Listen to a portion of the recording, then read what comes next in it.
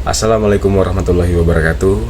Perkenalkan, saya Muhammad Raditya Albasid dengan NIM F1D124020 dari program studi teknik pertambangan angkatan 2024. Di sini saya akan membuat sebuah video yang membahas mengenai floating wetland untuk ujian akhir semester mata kuliah agroindustri dan green teknologi. Baiklah, seperti yang kita ketahui, pertama-tama kita akan membahas mengenai limbah yang biasa dihasilkan dalam industri pertambangan. Banyak sekali limbah yang dihasilkan dari industri pertambangan. Namun pada kali ini kita akan memfokuskan pada acid mine drainage ya, atau bisa disingkat AMD, yaitu air asam tambang dengan pH yang rendah, kayak logam berat dan sulfat yang sangat berbahaya bagi lingkungan perairan tentunya. Dan juga untuk organisme hidup yang tinggal di lingkungan perairan tersebut juga sangat berbahaya. Untuk pengolahan AMD sendiri itu secara konvensional seringkali mahal dalam biayanya dan juga kompleks, serta perlu pemeliharaan terus-menerus. Kemudian mengenai floating wetland, kita memiliki sebuah inovasi untuk floating wetland ini, di mana inovasi tersebut sebenarnya menawarkan solusi ekonomis dan ramah lingkungan untuk mengurangi pencemaran tersebut. Dengan cara apa? Inovasi ini memanfaatkan tanaman dan mikroba untuk memperbaiki kualitas air secara alami. Sebagai referensi saya dalam penelitian floating wetland di industri pertambangan ini, saya menggunakan dua jurnal.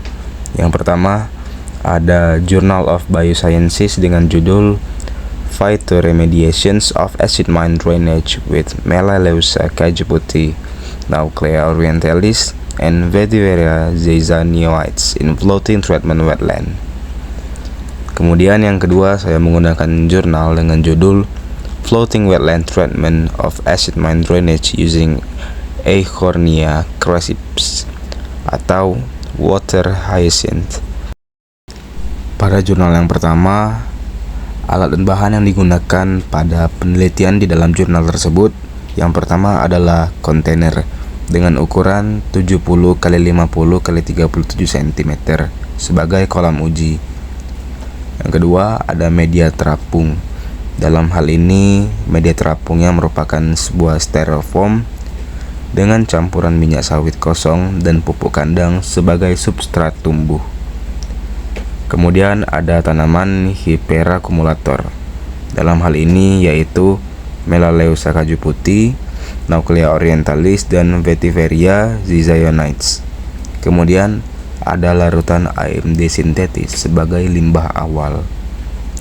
Untuk metodenya yaitu sebuah rancangan yang bernama Completely Randomized Design atau disingkat CRD, dengan 4 perlakuan, yang masing-masing perlakuannya itu jenis tanaman ditambah terdapat juga kontrol tanpa tanaman.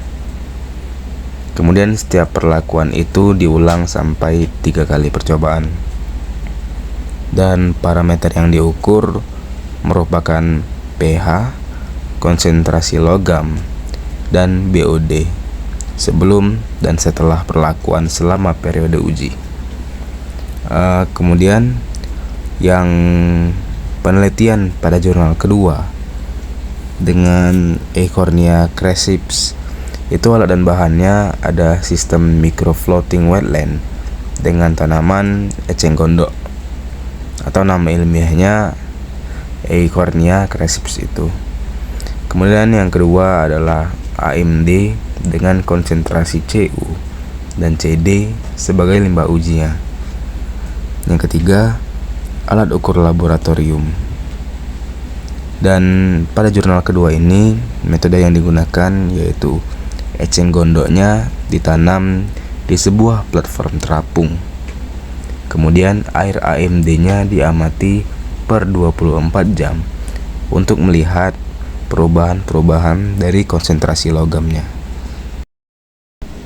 Untuk hasil dari penelitian Dari penelitian jurnal yang pertama menunjukkan bahwa floating wetland meningkatkan pH air AMD hingga mendekati netral.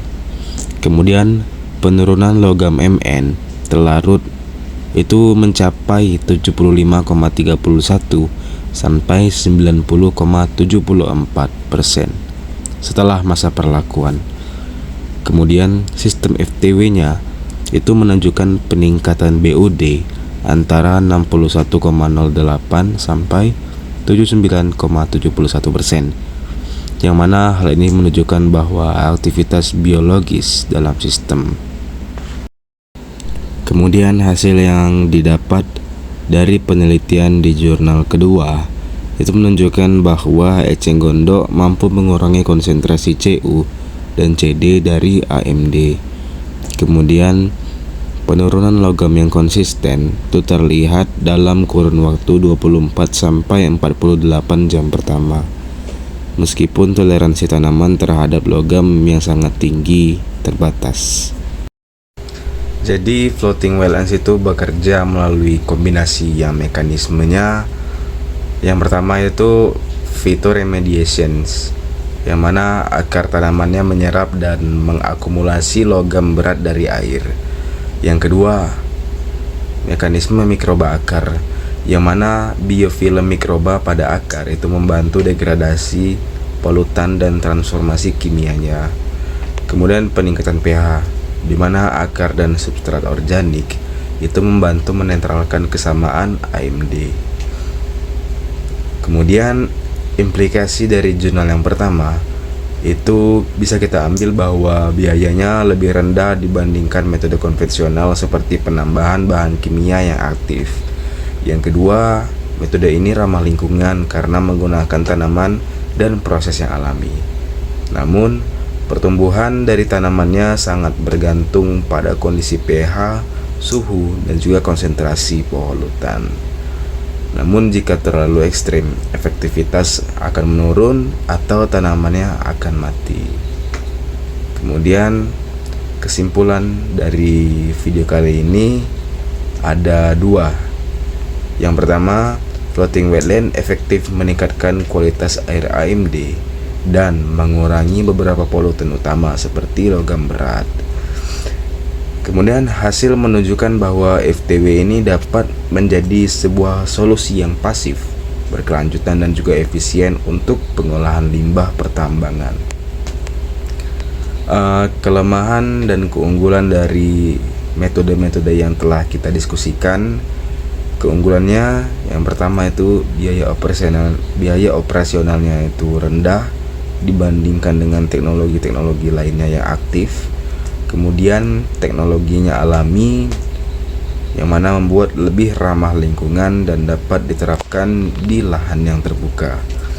Kemudian metode ini dapat meningkatkan pH dan menurunkan logam berbahaya. Namun jika kita membahas kelemahannya, yang pertama itu kinerjanya sangat bergantung pada kondisi suhu lingkungan, pH lingkungan, dan juga beban dari polutan. Kemudian beberapa tanaman mungkin tidak tahan jika konsentrasi logam atau asamnya terlalu tinggi. Kemudian kekurangan yang terakhir itu metode ini tidak selalu dapat menggantikan metode aktif jika polutan sangat tinggi atau volumenya terlampau besar. Baiklah, sekian video kali ini. Terima kasih telah memperhatikan. Sebelum mengakhiri video kali ini, saya memiliki kata-kata yang menjadi penutup dari video ini. Floating wetland itu adalah salah satu teknologi yang termasuk sebuah teknologi pasif, yang mana teknologi ini cukup menjanjikan untuk pemulihan dari kualitas air limbah tambang secara alami dan juga dengan biaya yang terbilang cukup murah. Metode ini memanfaatkan tanaman dan mikroba untuk mengurangi polutan berbahaya. Teknologi ini bahkan mampu menjadi bagian dari sebuah solusi berkelanjutan di masa depan dari industri pertambangan yang tentunya lebih hijau. Akhir kata, terima kasih dan wassalamualaikum warahmatullahi wabarakatuh.